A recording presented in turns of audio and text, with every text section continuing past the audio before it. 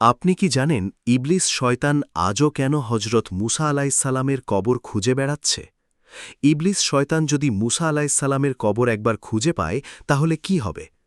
তবে চলুন, এটি জানার আগে আল্লাহকে ভালোবেসে ভিডিওটিতে একটি লাইক দিয়ে এই চ্যানেলটি সাবস্ক্রাইব করুন।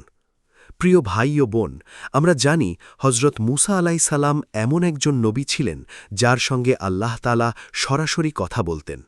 কিন্তু ঠিক কী কারণে আল্লাহ তাআলা তার কবরের স্থান গোপন রাখলেন? শয়তান চায় মানুষ যেন তার কবরকে কেন্দ্র করে শিরিক ও ভ্রান্ত আকিদায় জড়িয়ে পড়ে, অর্থাৎ কবরকে পূজা করতে শুরু করে। কিন্তু মহান আল্লাহ তাআলা তা কখনোই চান না। এই জন্যই আল্লাহ তাআলা হজরত মুসা আলাইহিসসালামের কবর আজও গোপন রেখেছেন। আল্লাহ যেখানে গোপন রেখেছেন সেখানে শয়তান কখনোই তা প্রকাশ করতে পারবে না। আল্লাহ এ মহান ক্ষমতা স্মরণ করে কমেন্টে সবাই আল্লাহু আকবার লিখতে পারেন।